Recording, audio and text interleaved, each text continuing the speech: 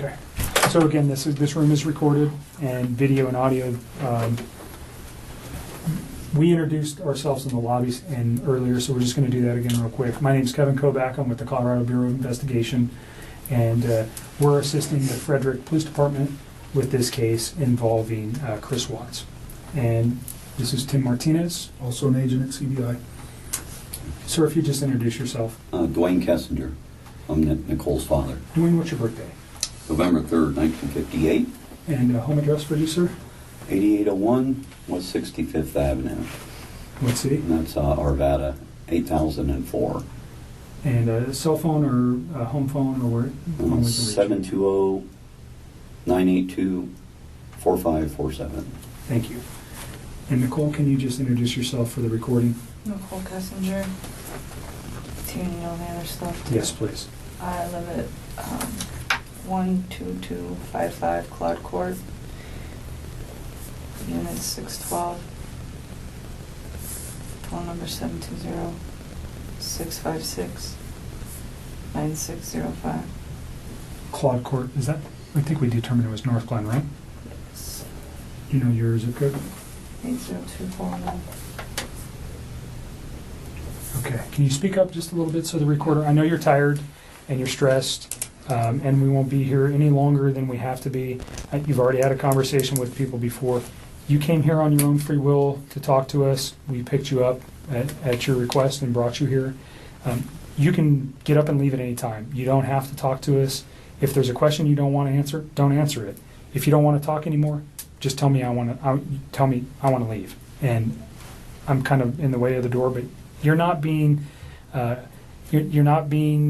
interrogated as a criminal suspect. We're here to understand your relationship with Chris and what you know about Chris and his family, and events relating to Chris Watts.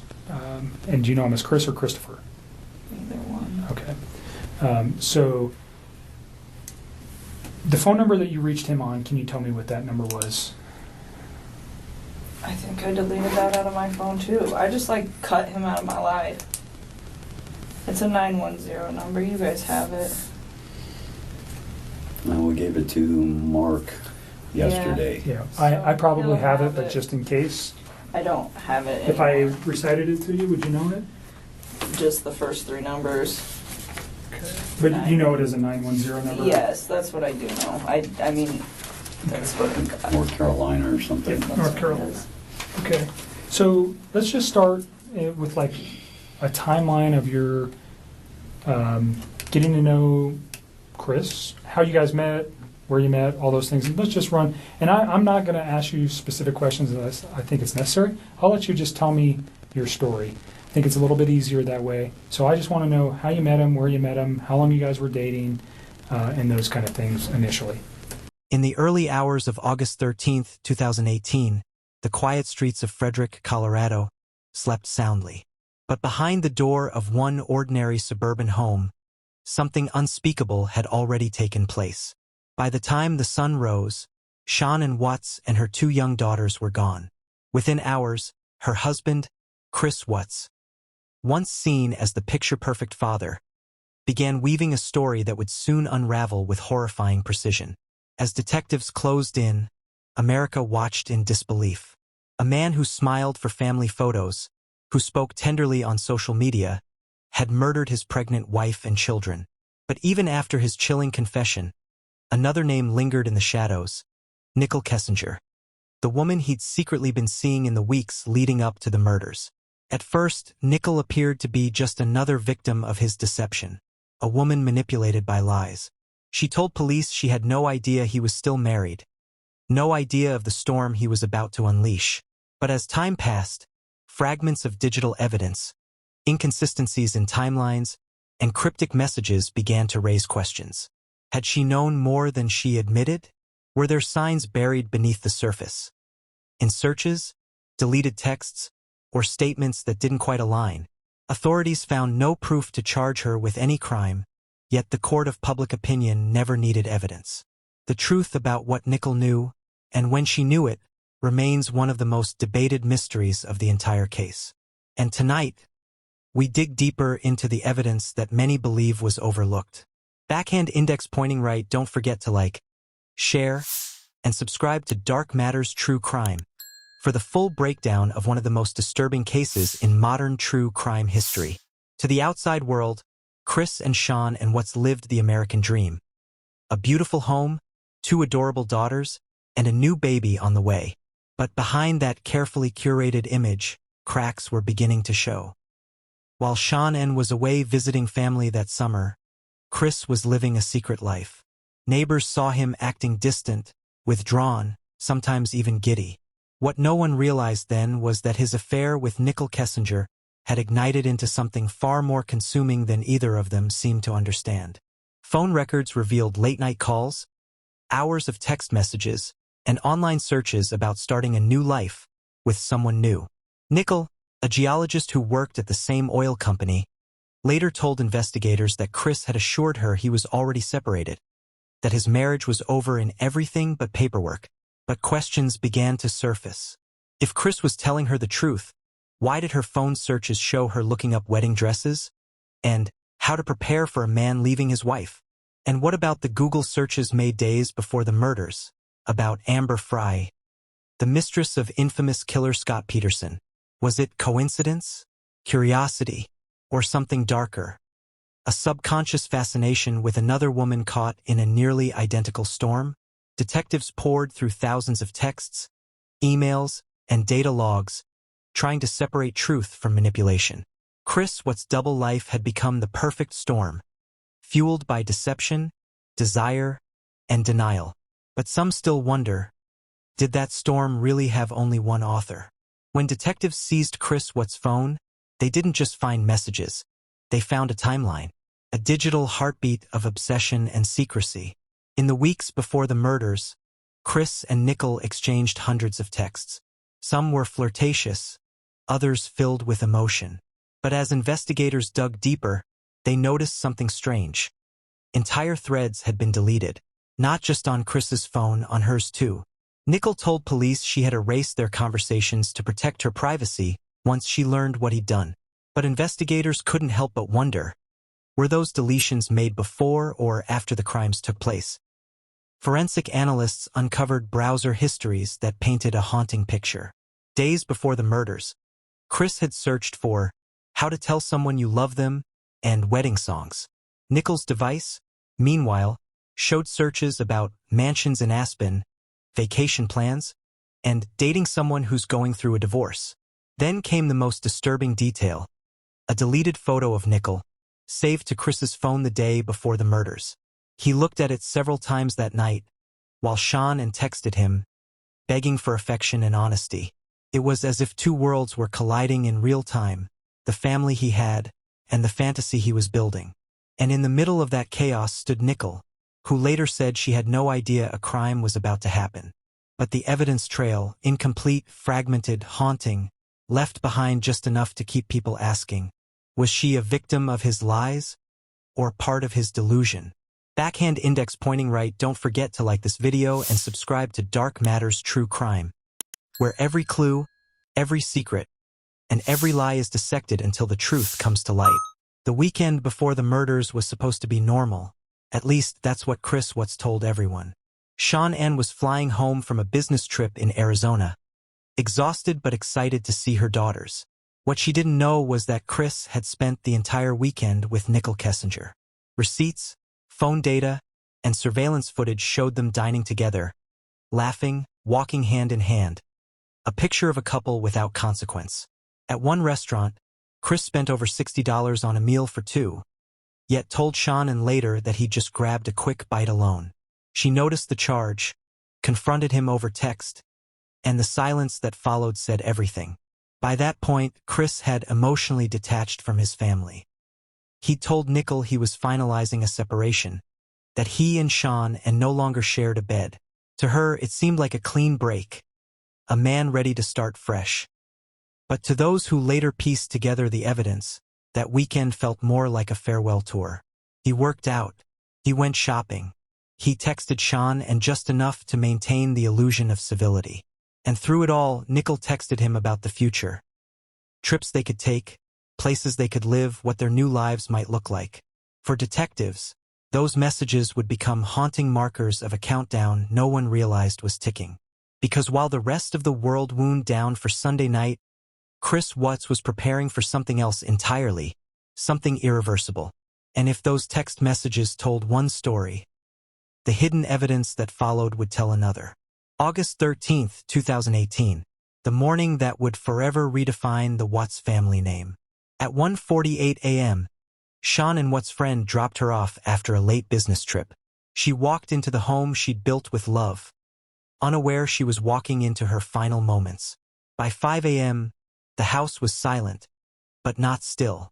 Phone records later showed Chris Watts and Nichol Kessinger's phones both active in the early hours. Chris texted his coworkers about an oil field assignment. Nichol's phone registered activity before dawn. Searches, movement, signals that would later be analyzed frame by frame. At 5:27 a.m., Chris backed his work truck into the garage, a move caught by his neighbor's camera. That image, though simple, would become one of the most haunting pieces of evidence in the entire case. Later, when investigators asked Nichol about that morning, she said she knew nothing of the crime.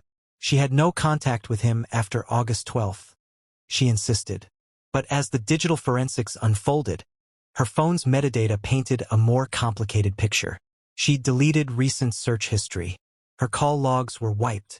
And while that alone wasn't proof of guilt, it was enough to ignite suspicion. For the rest of the day, Chris pretended nothing had happened. He texted Shanann's phone as if she were still alive, called her friends, and played the part of a worried husband. But behind those lies, his digital footprints told the truth. And by the time he met detectives that afternoon, the story he'd crafted was already unraveling. Right now around your house? Right now it's you got K9 units, the sheriff's department. Everybody's like they're doing their best right now to figure out like if they can get a scent, see where they went. If they went on foot, they went in a car, or they went somewhere. And right now it's just like they've been on point. They're going through the house trying to get a scent, and hopefully they can pick something up to where it's going to lead to something. What happened? Your wife came home. Tell me what's. She came home from the airport 2 a.m. and I left around 5:15. She was still here, and like about 12:10 in that afternoon, her friend Nicole showed up at the door. Like I had texted Shanann a few times that day, called her, say but she never got back to me. But she wasn't getting back to any of her people as well, and that's what really concerned a lot of people. Is like if she's not getting back to her, like if she doesn't get back to me, that's fine. Like she gets busy during the day, but she didn't get back to her people, which was very concerning. And Nicole called me when she was at the door, and that's when I came home. And then walked in the house, and nothing was vanished. Nothing was here. I mean, she wasn't here. The kids weren't here. Nobody was here. What's your wife's name? Shanann, Shanann. What's your kids? Bella and Celeste. How do you spell Celeste? Celeste. How old are your daughters? 4. Bella's 4. Celeste is 3. And so, how many times did you try calling her? I called her 3 times, texted her about 3 times, just to say, what's going on. Like because after I called her and texted her once, it's like maybe she was just busy. Like she had just gotten back. Like everybody's probably calling her from her trip. She just got back from Arizona, and I figured she was just busy. But when her friend showed up, that's what it was like. It registered like, all right, this isn't right. Do you think she just took off? Do you think? I mean, right now I don't even want to just like throw anything out there. Like I hope that she's somewhere safe right now. As investigators dug deeper, the perfect facade that Chris Watts built began to fracture. Every lie he told seemed to leave a digital shadow, and those shadows led straight to Nichol Kessinger. Detectives combed through hours of text messages, phone calls, and deleted data. What they discovered wasn't a smoking gun, but a disturbing pattern. In the days after the murders, Nichol Googled Chris Watts' name dozens of times. Even before the news had officially reported that Shanann and the girls were missing, she searched, can deleted text messages be recovered? And how long do phone records last? When questioned, she explained that fear and confusion drove her curiosity. She said she was terrified when she realized the man she'd loved was a murderer. Investigators believed her cooperation was genuine, but the internet did not. Hidden inside the recovered phone data were timestamps that blurred timelines. Some of her deleted calls with Chris occurred during critical hours, the same hours he later admitted to hiding the bodies. For investigators, it raised uncomfortable questions, but none that could be proven beyond suspicion. Then came the forensic bombshell. Chris' phone showed he'd received a call from an unknown number the morning after the murders, while the world was still searching for Shanann. When that number was traced, it led back to Nichol's work phone. She denied it was intentional, a misdial perhaps, but for many, that single connection felt like the missing piece. Was it an accident? Or a link too coincidental to ignore? In the end, prosecutors found no evidence to charge her. But the question of what she knew and when she knew it still lingers like a ghost over the case. When the truth about Chris Watts finally emerged, the murders, the lies, the affair, Nichol Kessinger's name became forever burned into public memory. She wasn't charged, but in the eyes of the world, she was guilty by association. Her interviews with police revealed a woman both frightened and defensive, insisting she had no part in the killings. Yet, each recorded word, each hesitation, became fodder for endless analysis. Online sleuths dissected her tone, her posture, even the way she breathed. And in that digital courtroom, verdicts came swift and merciless. Reporters camped outside her apartment. Threats poured in from strangers she had never met. Some claimed she should face trial. Others demanded she vanish. In a way, she did. Authorities later confirmed she'd gone off the grid. No social media, no public records, possibly a new identity. But even that couldn't erase her. In the algorithm-driven echo chamber of the internet, her face reappears every time someone searches Chris Watts.